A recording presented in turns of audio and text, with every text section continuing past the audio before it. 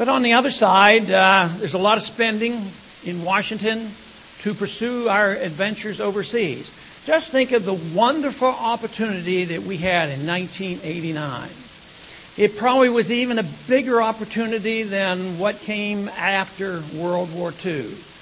The Depression came, World War II was there. Some people say that Roosevelt ended the Depression. That is not true. Some people said the war ended the Depression. Can you imagine the depressed times being ended by sending 1 million or 2 million people over to be exposed to gunfire and getting killed and have rationing? That didn't end it. But the household debt was finally eliminated after World War II. But our government did something else after World War II. They cut spending by 2/3 and they cut taxes by 1/3. And then there were consumer demands, and then the Depression finally ended. So that is what was available to us in 1989 when the Cold War ended, when the Soviet system collapsed. Not because we had a lot of nuclear weapons, not because we attacked them and they had lost a military battle. What did they do? They did exactly what Mises predicted they would do. They would fail for economic reasons because it was a flawed system. And then, of course, they overextended themselves overseas. And guess what? They went and overextended themselves in a place called Afghanistan. And, of course, that ended their empire. 15 of their satellite countries were broken up. What an opportunity. We have, and still do, we have so many weapons.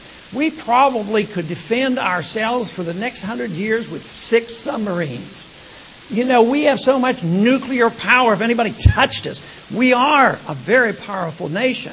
The thing that threatens us is internally in our financial system and our moral fiber. That's what we're threatening.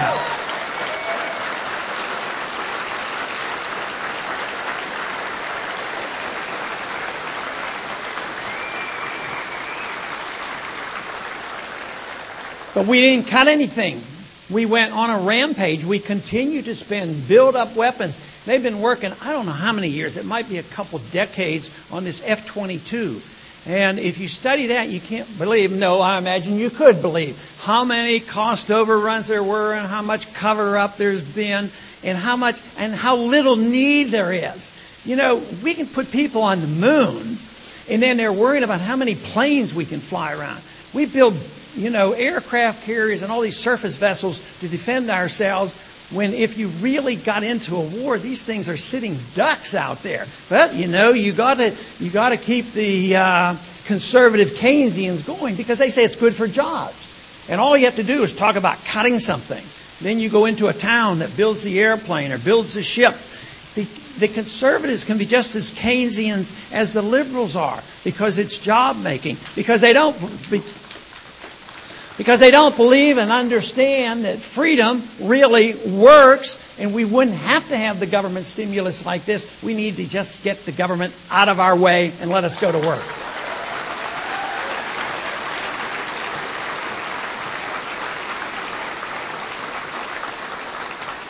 But it's a shame that we haven't learned from our own history, and it's a shame we don't learn from other history. Sometimes we look back at ancient history and try to learn from it. But the Soviet failure is not all that ancient, and yet where are we? We're in Afghanistan.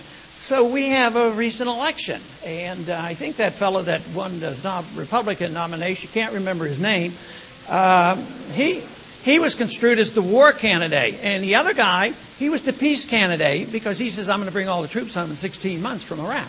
Oh, well, that's good. He sounds better, and he has peaceful sayings, and it looks like he would negotiate and talk and have a more sensible foreign policy. Not quite the foreign policy I would like to see. I would like to see a constitutional, non-interventionist foreign policy and bring all the troops home from Korea and Japan and Europe and the Middle East.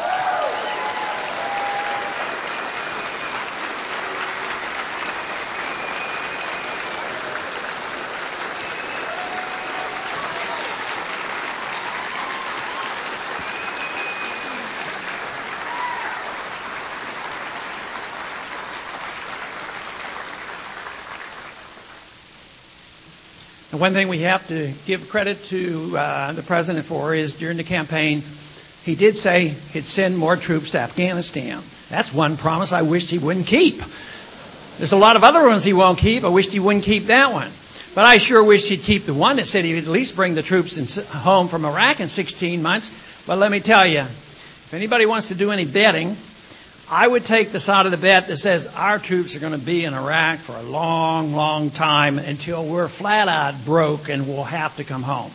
So we don't, in 1964 there was a peace candidate and a war candidate.